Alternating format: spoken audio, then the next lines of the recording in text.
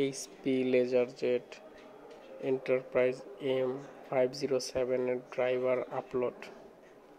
প্রথমে আমরা গুগলে এটার মডেল নাম্বার লিখে ড্রাইভারটা প্রথমে নামাতে হবে।